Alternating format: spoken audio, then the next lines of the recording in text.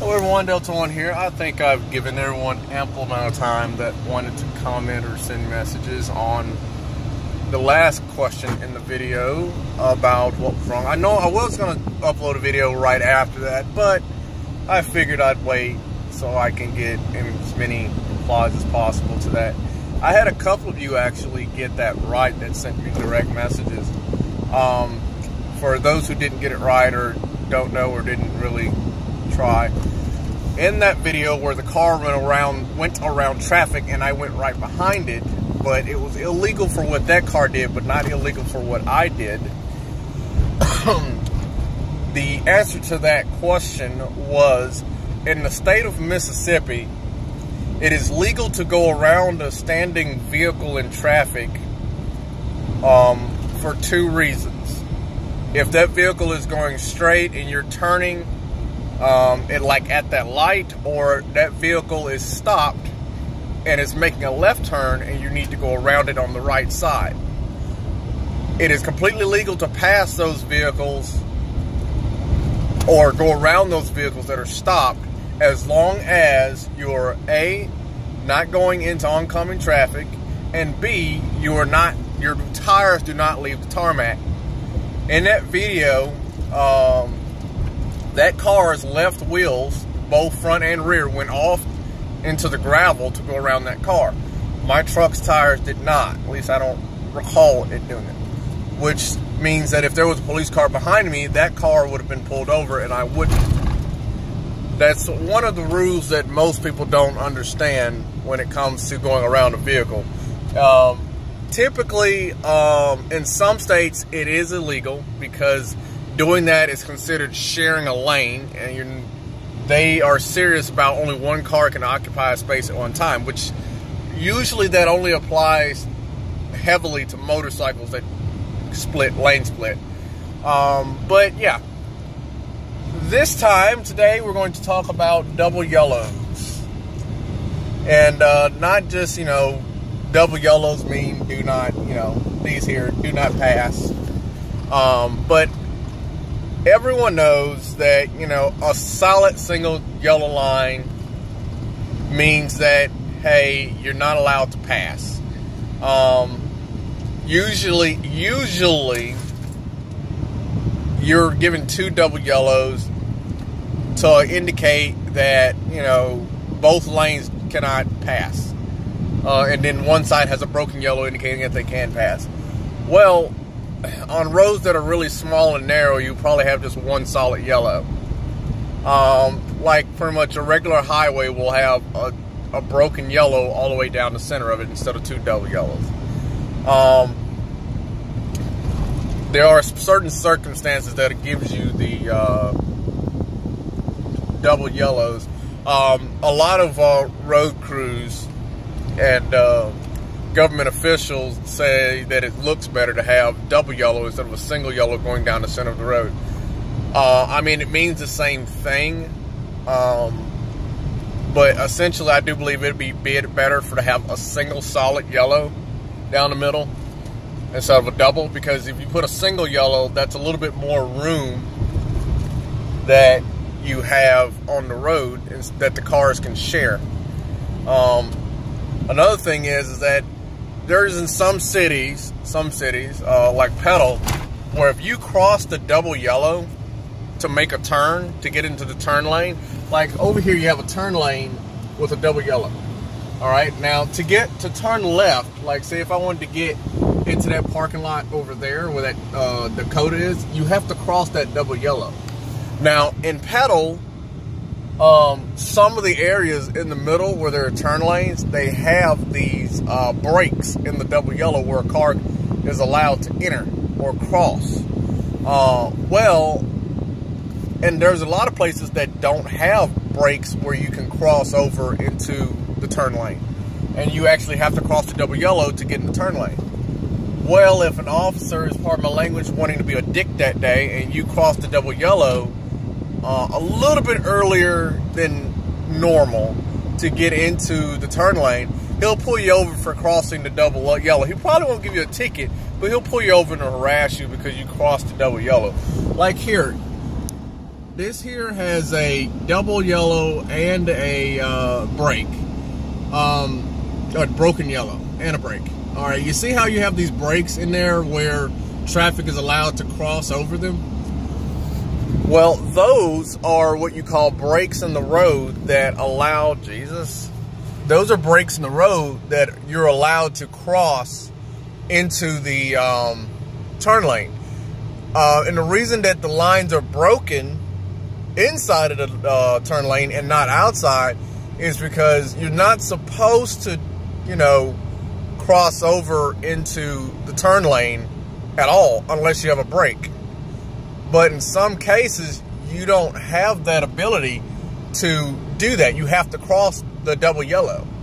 But back to a 2-lane road with double yellow, but some people don't know this, but you're allowed to cross double yellow in a 2-lane traffic if the vehicle in front of you, according to Mississippi law, this is Mississippi law.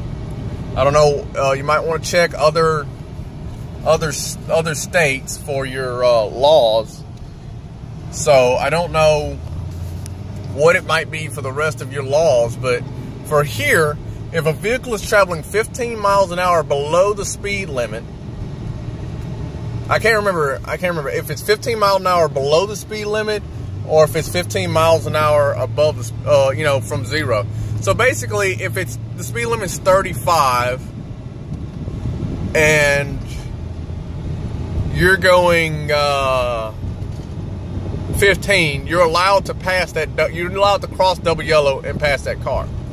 I don't know if that applies at higher speeds, because usually at higher speeds,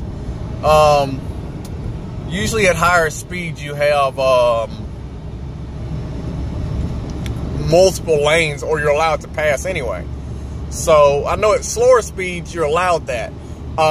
It's a controversy at 25 miles an hour because it's harder to judge 15 miles an hour below that, because usually the traffic is not going slow enough for you to pass, but they're going too fast for you to pass, but too slow for you to not pass. So wait, crap, backwards. I'm sorry. They're going too slow for you to. Darn it, I got it mixed up. They're going fast enough to where you can't pass, but they're going slow enough where you want to pass, pretty much. So essentially, what happens is that some states don't know. Well, some citizens don't actually go and read. Now you have two law books. You have two law books, okay? You have a law book for that you read. Oh my God, the suspension on that car. Will I do it? Will you do it? No. He get off the brake and then the rear end of the car just sits there and bounces. The shocks when the car is shot. Actually, I think that car uses leaf springs. That's a Lincoln Town car. I don't recall. It might use leaf springs. I don't know. But I know the Crown Vic does. I don't know what the Lincoln Town car does. But essentially, there you have two books. You have a book that you read to take your driver's test. That's one law book. Now, this book is just the general driving dynamics of what you need to know generally to drive around on your state's roads or your country's roads. It's usually a mix of your state and your country put together so you can navigate the entire city, the entire city and state that you live in, and allow you to be able to understand laws that you come across in other states in your country. And essentially, what a lot of people don't know, I know I'm shining, right? Essentially, there's another law book that's called a title code. It might be called something else in your state. But in Mississippi, it's called a Title Code Title Code 72 or something like that. I can't remember what it is. And what this title code is, this title code gives a definition in a typical government style way where nothing makes sense, you have to have an interpreter to read some of it, is, pardon me, there's a complete outline of what you actually have as laws on the road for as far as what kind of lights you can put on your vehicle, how many lights you can have, if your state has that. I'm sorry, I had a Tundra that decided to, oh wait, I'll wait till you get near to decide to cross the road.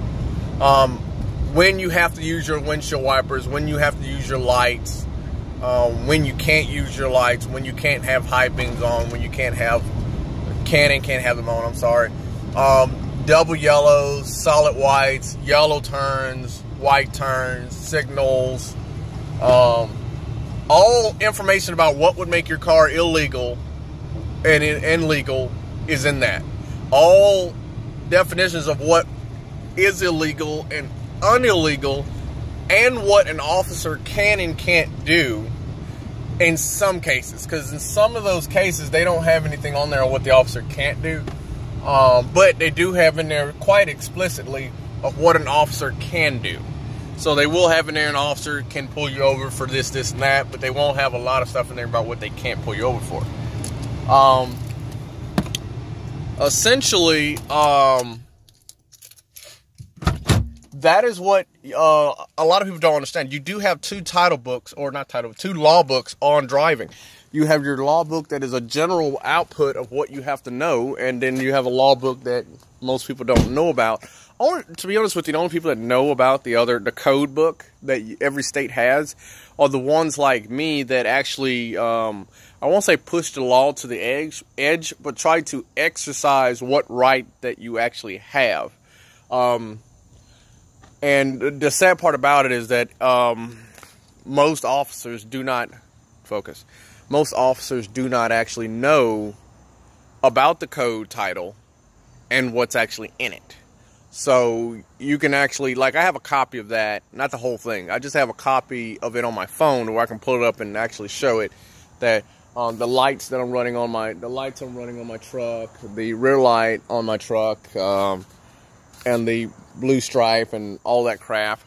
All of that I have that's in the title book is none of that's illegal because of how I use it, for one, and two, what's on them. I got to turn my light off. I left my light on. It was foggy on the way from work, so I had my, what's the name light on? I have my takedown light on. So, and I was going to turn that off and do something else. That's why I left it on. Can't remember now.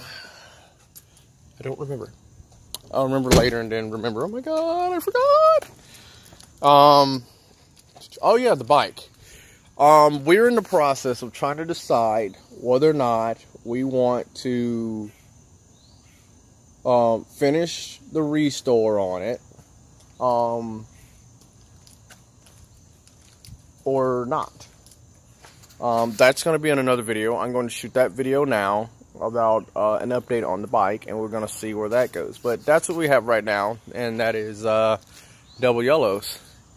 Peace. Stay tuned if you want to see what we may or may not do with the bike.